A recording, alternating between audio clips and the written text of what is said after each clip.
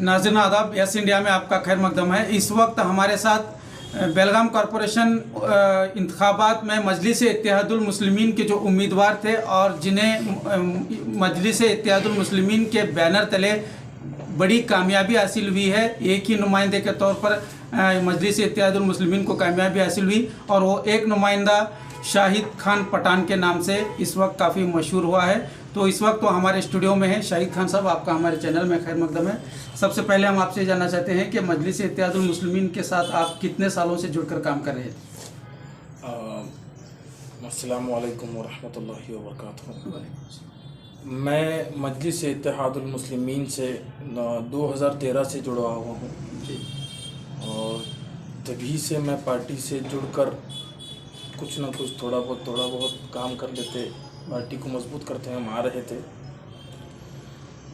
अल्लाह का शुक्र है और असदुद्दीन ओवैसी साहब का भी मैं शुक्रगुजार हूँ कि उन्होंने इस मेहनत को देखते हुए मुझे अपनी पार्टी से एक टिकट दी और मैं सुभाष नगर, रामनगर, अयोध्या नगर, नेहरू नगर की आवाम का भी बहुत शुक्रगुजार हूँ कि उन्होंने बस मेरी साल 1.5 साल की वार्ड में जो मेहनत देखकर मुझे भारी अक्सरियत से जो उन्होंने मुझे वोट देकर मुझ पर एक उम्मीद की है कि कुछ न कुछ काम होगा।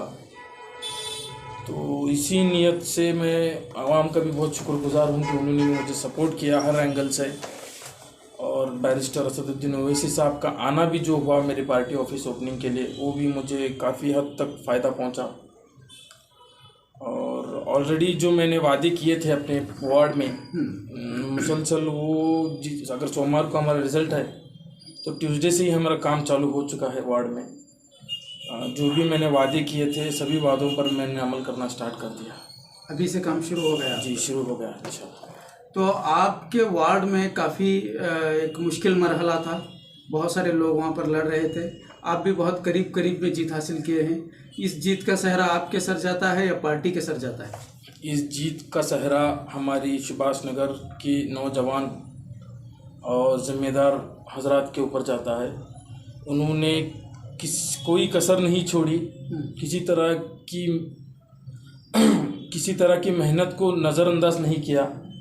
इन्होंने बोलते हैं, हमारी लोकल लैंग्वेज में बोलते हैं ना, ईड़ी चोटी का जोर लगाकर एक नौजवान के ऊपर भरोसा कर उस पार्टी के ऊपर एक उम्मीद रखकर उन सब जो उन्होंने मुझे सपोर्ट किया, मैं खुसूसन सुभाष नगर, रामनगर की आवाम का बहुत शुक्रगुजार।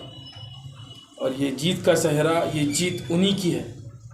ये जीत ना MIM की है, ये जीत ना शाहिद खान पठान की है, ये जीत सुभाष नगर, रामनगर के नौजवान और ज़िम्मेदार हजरात की है। तो ये एक बड़ी बात है कि आप जीत का सहरा अपने वोटर्स को दे रहे हैं, तो इसी से आपकी खुलूस नियत का अंदाज़ा लगाया जा सकता है। अब आप वार्ड के लिए क्या अज़ाइम लेकर मैदान में, जो वादे आपने किए थे, आप उस पर किस कदर खरे उतर सकते हैं? आज भी आपके अज़ाइम उतने ही बुलंद हैं? अज़ाइम तो अल्हम्दुलिल्लाह बहुत बुलंद है।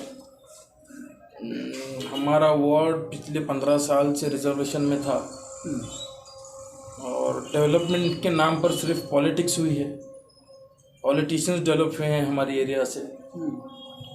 किसी तरह का डेवलपमेंट काम हो या कोई गवर्नमेंट स्कीम्स का मसला हो, किसी भी एंगल से किसी तरह की डेवलपमेंट या पब्लिक को मदद कभी नहीं पहुंची। हाँ, NGOs ने काम किया, बहुत से हजरात ने अपने पर्सनल लेवल पर काम किया। तो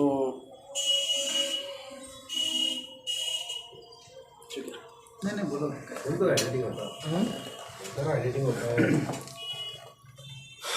तो जो पानी का मसला औरतों में बहुत ज़्यादा है।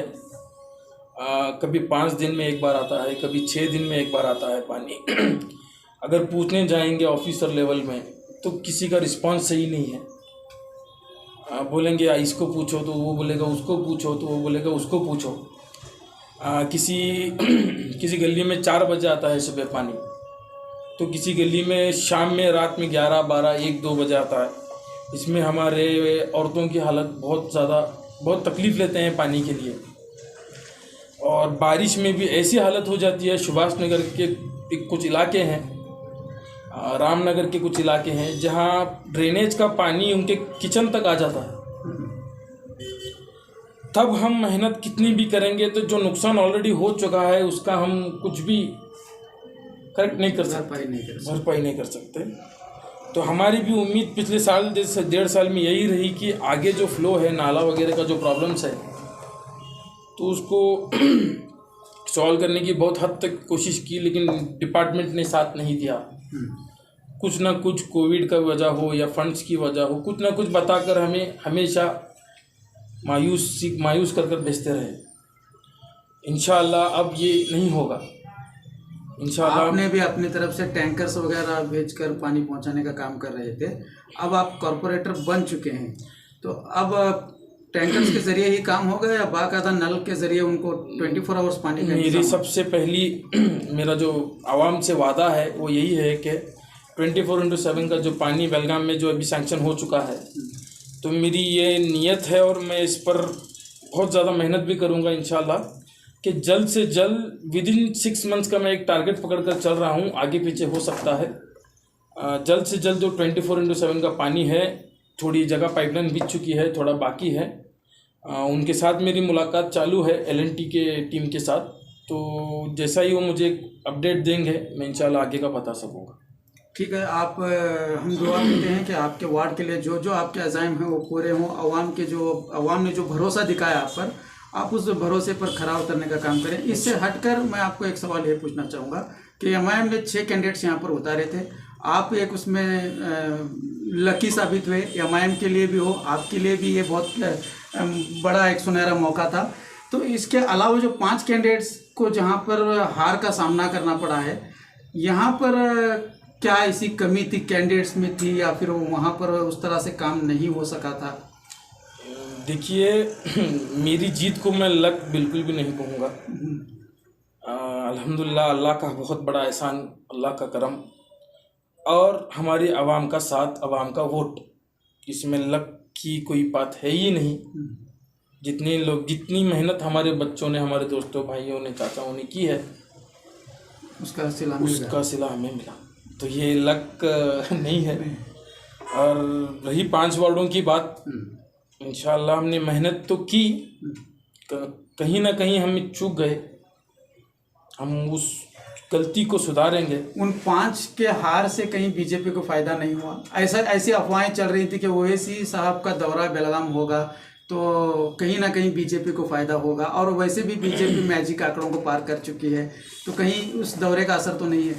देखिए, 58 वार्ड्स में MIM ने सिर्फ 6 सीट कंटेस्ट की।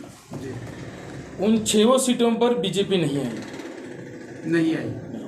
जो भी जीते वो दूसरी पार्टियों से, या तो AIMIM जीती है या कांग्रेस या इंडिपेंडेंट जीते हैं। तो ये सरासर गलत होगा कि हमने बीजेपी को फ़ायदा पहुंचाया, क्योंकि कांग्रेस जहां पर लड़ी है बीजेपी के साथ, वहां बीजेपी जीती है।